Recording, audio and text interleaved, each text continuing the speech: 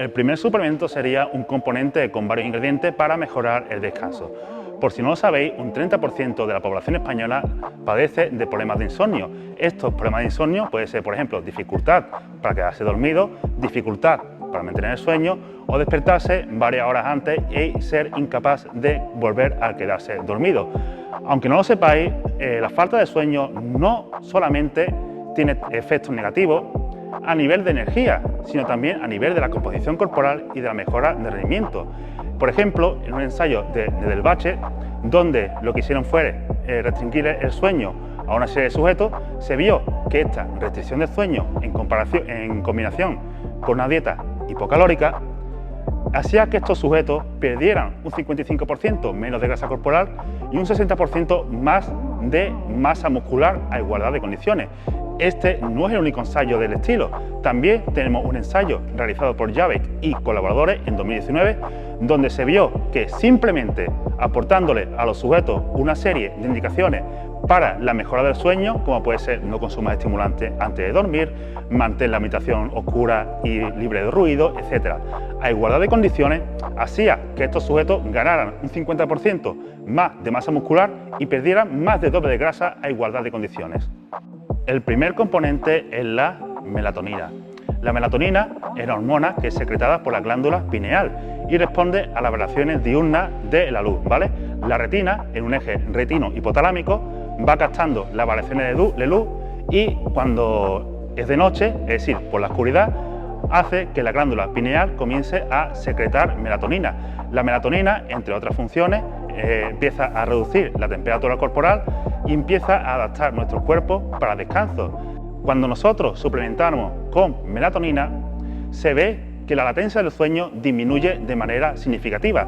La latencia del sueño sería el tiempo que tú tardarías en quedarte dormido una vez te vas a la cama. La secreción de melatonina podemos interrumpirla cuando nos exponemos a la luz, ¿vale? En función del espectro de luz, más concretamente de luz azul, pues esta luz puede inhibir más o menos la liberación de melatonina.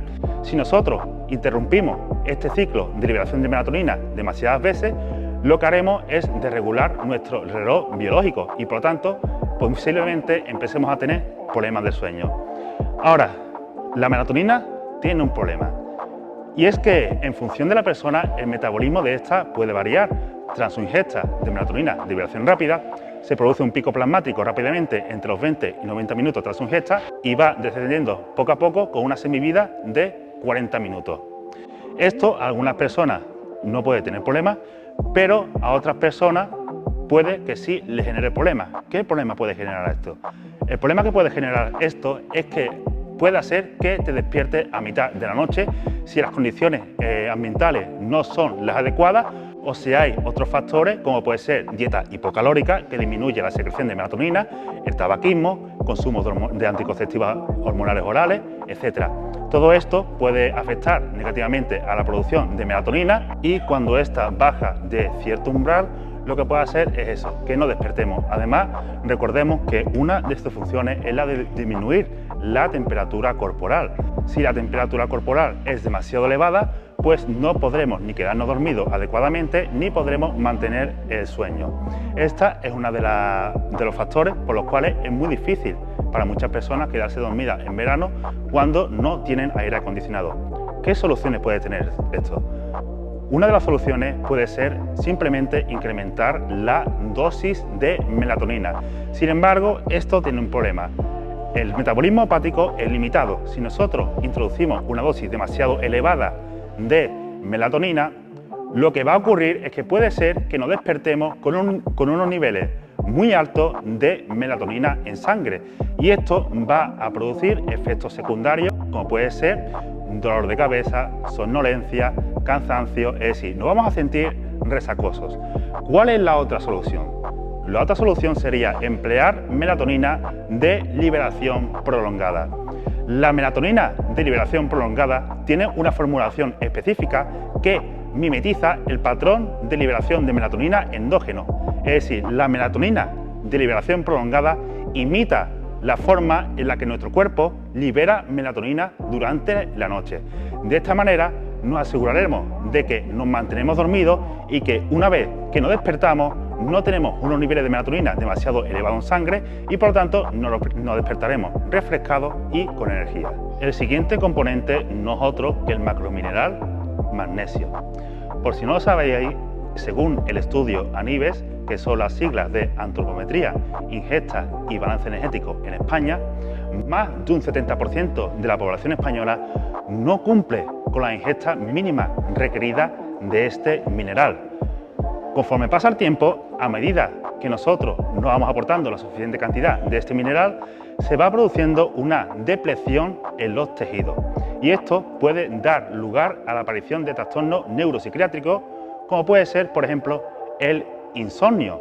De hecho, se ha visto que cuando suplementamos con magnesio disminuye de forma significativa la latencia del sueño, que como he explicado anteriormente sería el tiempo que tarda en quedarte dormido, y también mejora la eficiencia de descanso. La eficiencia de descanso sería la relación entre el tiempo que tú permaneces en la cama y el tiempo que estás en la cama, ese tiempo que estás dormido, ¿vale? Si mejoramos la eficiencia de descanso, obviamente mejoramos nuestro descanso y también hace que nuestro sueño sea mucho más profundo. Ahora, muy posiblemente os preguntaréis por qué estamos empleando óxido de magnesio, cuando esa es la forma que peor se absorbe, ¿no? Pero realmente esto es cierto. La verdad es que esto es mentira. La base en la que se fundamenta que el magnesio o el óxido de magnesio tiene poca biodisponibilidad viene de una serie de ensayos en 2004 donde lo único que hacen es evaluar el magnesio en orina. Posteriormente, a partir de 2011, gracias a los adelantos tecnológicos, nacieron nuevas formas de medir el magnesio, más concretamente el magnesio en los diferentes tejidos. Y se vio que prácticamente todas las sales de magnesio, es decir, el óxido de magnesio, el sulfato de magnesio, carbonato de magnesio, glicinato de magnesio, etc. Todas las sales tienen más o menos la misma biodisponibilidad, que es entre un 20 y un 30%, a excepción del taurato de magnesio, que dispone de aproximadamente un 40% de biodisponibilidad. Entonces, ¿por qué empleamos el óxido de magnesio cuando todas son iguales? ¿Qué nos ha llevado a tomar esta decisión? Pues teniendo en cuenta que la biodisponibilidad es siempre la misma, tenemos que atender a las cantidades de magnesio elemental. El magnesio elemental de una determinada sal es la cantidad de magnesio que contiene esa sustancia específica, ya que, por ejemplo, del óxido de magnesio no es 100% en magnesio, de sulfato de magnesio no es 100% en magnesio, ¿vale? Y el óxido de magnesio es la que mayor cantidad de magnesio libre dispone y por lo tanto nos permite emplear una cantidad lo suficientemente pequeña para aportar una gran cantidad de magnesio y que de esta forma no haya que ingerir una gran cantidad de comprimidos. ¿Por qué empleamos esa cantidad de magnesio en específico? Para los que no lo sepáis, el magnesio tiene dos tipos de transporte a nivel intestinal: el transporte paracelular y el transporte transcelular. Lo que nos importa es que el transporte paracelular corresponde al 90% de la absorción de magnesio y este es dependiente del estado nutricional de magnesio del individuo. ¿Qué quiere decir esto? Esto quiere decir que unos niveles más elevados de magnesio en el suero y un nivel de magnesio más elevado en los tejidos va a conllevar una menor absorción de magnesio. El magnesio es un osmolito, esto quiere decir que atrae agua y aparte estimula la contractibilidad a nivel del intestino. ¿Qué quiere decir esto? Todo esto quiere decir que si introducimos una dosis demasiado elevada, se va a quedar mucho magnesio sin absorber en el intestino. Si el magnesio atrae el agua y llega al colon, ¿qué es lo que ocurre cuando mezclamos la sustancia de desecho del colon con mucha agua? Lo dejo a vuestra imaginación. Nosotros nos hemos ceñido a las indicaciones de la EFSA, que es la Agencia Europea de Seguridad Alimentaria, declarando la dosis más segura para que no dispongáis de ningún tipo de efectos secundarios derivados de la ingesta de magnesio a nivel intestinal y que obtengáis todos los beneficios. El siguiente ingrediente sería el 5-HTP, que sería la sigla de 5-hidroxitriptófano. Esto es un precursor de la serotonina. La serotonina es una catecolamina que está involucrada en los procesos de, digamos, relajación, reducción de la ansiedad, etc. Por si no lo sabíais, el principal tratamiento para la ansiedad sería el uso de inhibidores de la recaptación de la serotonina, que es un tipo de fármaco que lo que hace es incrementar los niveles de serotonina en el cerebro. ¿Qué es lo que ocurre? Que si nosotros ingerimos serotonina de forma oral, esta no llega al cerebro, ¿vale? Es por eso que tenemos que emplear este 5-HTP, ya que es capaz de llegar al cerebro e incrementar los niveles de serotonina. Además, tiene una cosa buena, y es que no hay mecanismo de retroalimentación negativa a la hora de controlar la conversión de 5-HTP a serotonina. ¿Qué quiere decir esto? Esto quiere decir que es dosis dependiente. A mayor sea la dosis de 5-HTP, mayor será la cantidad de serotonina que consigamos tener en nuestro sistema nervioso central. Ahora, también se sabe que la dosis que nosotros empleamos de serotonina causa exactamente la misma elevación que una dosis de entre 20 a 40 miligramos del fármaco paroxetina. Por lo tanto, de entrada ya tenemos un suplemento que es muy efectivo. Aparte, lo que es la toma de serotonina ha demostrado que antes del sueño disminuye la temperatura corporal. Como hemos mencionado anteriormente, si nosotros disminuimos la temperatura corporal, facilitamos la inducción del sueño. También se ha visto que la ingesta de serotonina reduce, como hemos dicho, el estrés y la ansiedad. Y del 30% de las personas que tienen insomnio en España, como hemos mencionado anteriormente, en torno a un 60% de estas personas sufren de trastornos neuropsiquiátricos, como puede ser el estrés y la ansiedad. Por lo tanto, si la causa de nuestro insomnio es el estrés o la ansiedad, ya simplemente con el consumo de 5-HTP conseguiremos atajar de raíz lo que sería la causa de nuestros problemas del sueño. Por último, tenemos lo que sería la combinación de GABA y extracto de semilla de uva. En primer lugar, vamos a comenzar con el extracto de semilla de uva. El extracto de semilla de uva se introduce simple y llanamente porque debido a los compuestos bioactivos de esta sustancia conseguimos estimular la sintasa de óxido nítrico endotelial. El óxido nítrico es una pequeña molécula que media la vasodilatación. Por lo tanto, con el extracto de semilla de uva conseguiremos una vasodilatación y también estimularemos por sí el metabolismo del óxido nítrico. Y el estimular el metabolismo del óxido nítrico conseguirá mejorar la permeabilidad del GABA a través de la barrera hematoencefálica, que es la barrera que tiene el cerebro para dejar pasar determinada sustancia que él desee. En segundo lugar, tenemos lo que sería el GABA. El GABA es una neuroamina.